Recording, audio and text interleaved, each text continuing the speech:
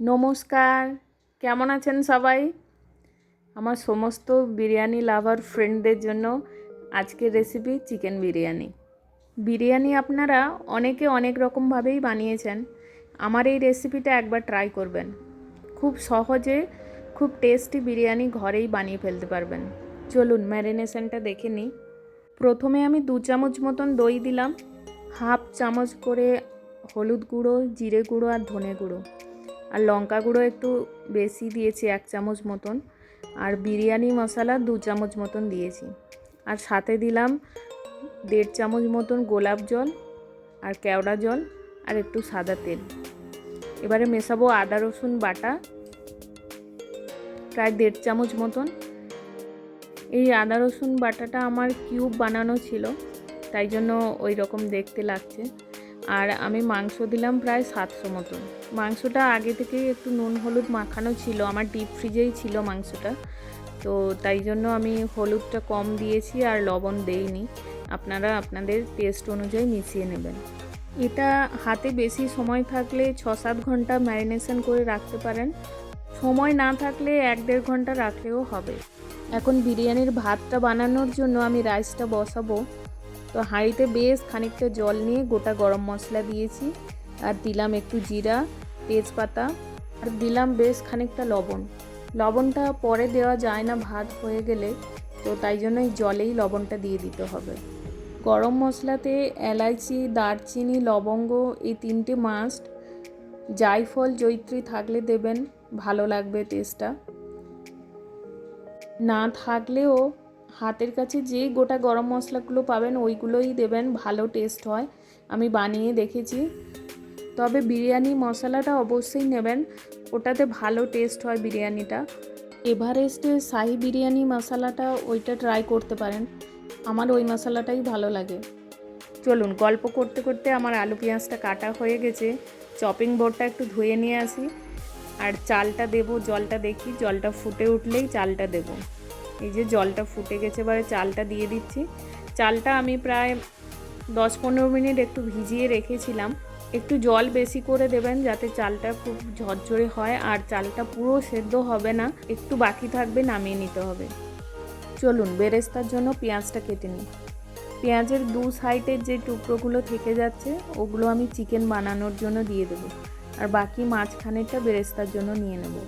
বিরিয়ানিটা বানানোর জন্য মনে হয় যেন প্রচুর মশলার দরকার হয়, প্রচুর তাপ, অনেক সময়ের ব্যাপার, কিন্তু অ্যাকচুয়ালি না, বিরিয়ানি খুব জলদি হয়ে যায়, খুব তাড়াতাড়ি হয়ে যায়। বিরিয়ানির জন্য ভাতটা খুব ভালোভাবে বানানো দরকার আছে, ওইটা 2-4 বার প্র্যাকটিস করলে হয়ে যায় বেশ ভালো। একদম ঝরঝরে ভাত বানাতে হবে, আর সাথে সাথে একটু হাওয়াতে শুকিয়ে নিতে হবে যাতে আর বেশি বয়েল না হয়। বিরিয়ানিটা আপনারা বাড়িতেই বানাবেন, খুব সহজে বানিয়ে নেওয়া যায়। বাড়িতে হাইজেনিকভাবে খুব কম তেল মশলা দিয়ে বানিয়ে নেওয়া যায়। পেঁয়াজ বেরেস্তা করার সময় গ্যাসটা হাই ফ্লেমেই রাখবেন, একটু টাইম লাগে ওটা তৈরি করতে। আর পেঁয়াজটা একটু বাকি থাকবে, লাল হয়ে যাবে কিন্তু একটু বাকি থাকবে, নামিয়ে নেবেন। একদম কালো করে নামালে ওটা একটু তেতো লাগে। এখন আমি চিকেনটা কষাবো, কোচানো পেঁয়াজ দিয়ে ওই ম্যারিনেশন করা মাংসটা দিয়ে দিলাম, আর কিচ্ছু মশলা দেবো না, আর কিছুই দেবো না, ওইটা যা ছিল মাখানো ওটাই দিয়ে দিলাম। আমি এক সাইডে একটু জল গরম করতে দিয়েছি, আর এপাশে মাংসটা কষিয়ে নিচ্ছি ভালো করে। একটু হাতে টাইম নিয়ে করবেন। আলুটা আমি সেদ্ধ করে নিইনি, লাল লাল করে ভেজে নিয়েছিলাম, তো ওইটা এখন মিশিয়ে দিলাম চিকেনের সাথে। চিকেনটা হওয়ার সাথে আলুটাও হয়ে যাবে। আর আমি চিকেনটা পুরো সেদ্ধ করব না, একটু বাকি থাকবে, তাও অল্প করে আমি একটু জল দিয়ে দিলাম, আলুটা একটু বাকি রয়েছে।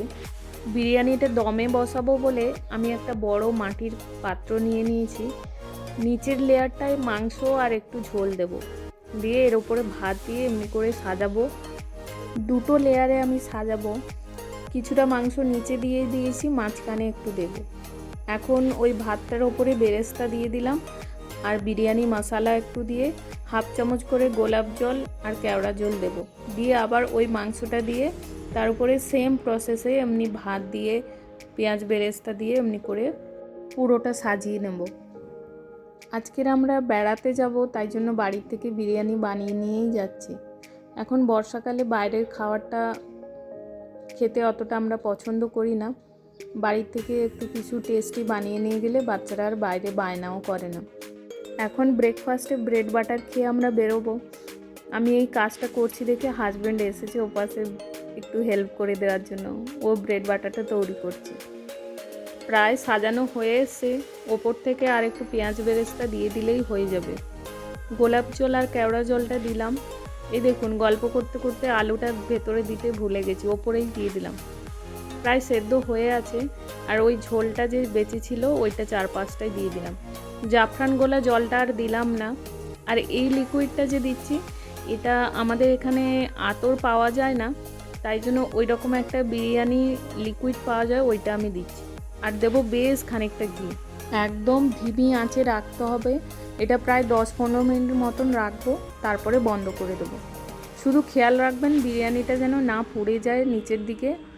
সবাই নিজেরা বাড়িতে বানিয়ে এনজয় করুন। ভালো থাকবেন, সুস্থ থাকবেন।